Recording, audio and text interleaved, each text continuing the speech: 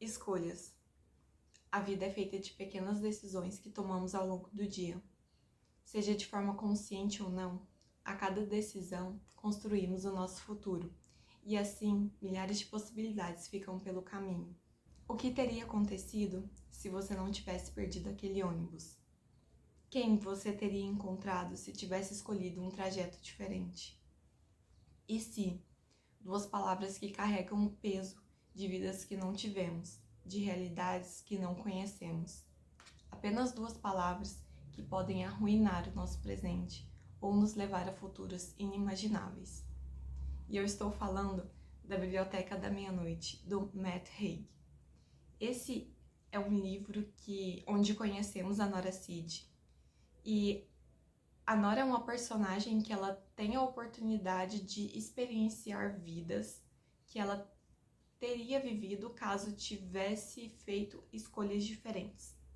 E através dessas experiências, o autor nos mostra uma perspectiva do que nos questionamos em alguns momentos da nossa vida.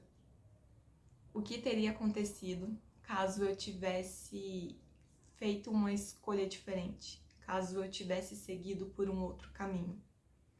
E esse é um tipo de leitura que eu sei que pode não agradar muitas pessoas, porque nós nos deparamos com uma personagem que ela acredita que já viveu tudo o que poderia ter vivido, apesar de pouca idade, e que não está satisfeita com o estilo de vida que tem, mas que não faz ideia de como mudar. E aqui é importante destacar que esse livro ele aborda dois temas que podem ser gatilho para algumas pessoas, que é a depressão e o suicídio.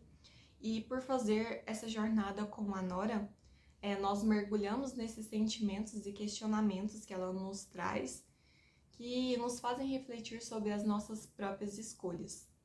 E eu gosto muito da escolha do sobrenome da personagem, porque Cid em inglês significa semente, e um dos pontos principais desse livro é que o autor planta essa ideia de que nós temos o poder de criar a nossa realidade.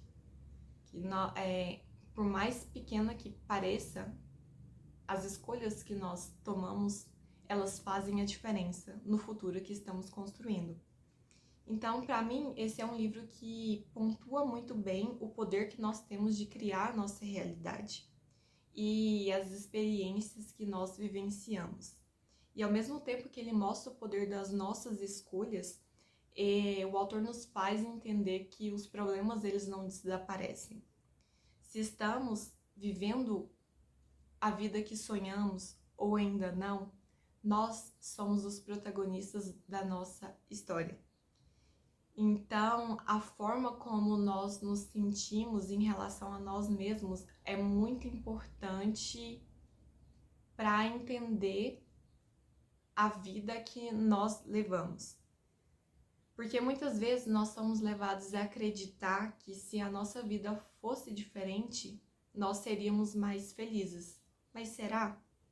Às vezes nós ficamos tão cegos, sonhando com uma realidade diferente, que não percebemos a oportunidade que é simplesmente viver.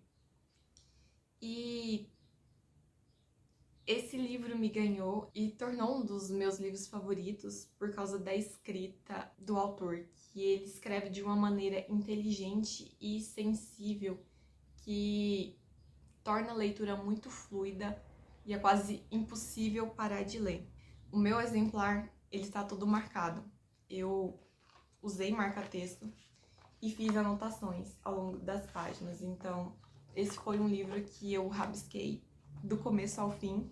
E tem dois trechos que eu gostaria de ler para vocês entenderem o impacto que tem essa escrita e essa história. O primeiro deles é: a vida é estranha. O jeito como a vivemos toda de uma vez, numa linha reta. Mas esse não é o todo, na verdade. Porque a vida não é feita só das coisas que a gente faz, mas das coisas que a gente não faz também. E a cada momento da nossa vida é um tipo de bifurcação. E o último trecho, esse é um pouco mais longo, mas eu acho que vale a pena, acho que é fácil imaginar que existem caminhos mais fáceis, mas talvez não existam caminhos fáceis, só caminhos. E a gente passa tanto tempo desejando que a vida fosse diferente, se comparando com outras pessoas e com outras versões de nós mesmos, quando na verdade a maioria das vidas contém um certo grau de coisas boas e um certo grau de coisas ruins. Existem padrões na vida, ritmos. É tão fácil, quando presos numa vida só, imaginar que períodos de tristeza, de perdas, de fracasso ou de medo são resultado daquela existência em particular, que é um subproduto de viver de uma determinada maneira, em vez de simplesmente viver. Quer dizer, as coisas seriam bem mais fáceis se a gente entendesse que não existe um certo modo de viver que nos torne imunes à tristeza, e que a tristeza é parte intrínseca do tecido da felicidade. Não dá para ter uma sem a outra. Obviamente, elas vêm em diferentes graus e doses, mas não há uma vida sequer em que a pessoa possa existir num estado permanente de felicidade absoluta. Imaginar que existe uma vida assim só acrescenta mais infelicidade à nossa vida. Então é isso, gente. Depois desses trechos, eu só posso dizer que esse é um dos meus livros favoritos da vida e que, se vocês tiverem oportunidade, leiam. E obrigada por ficarem comigo até o final e até a próxima.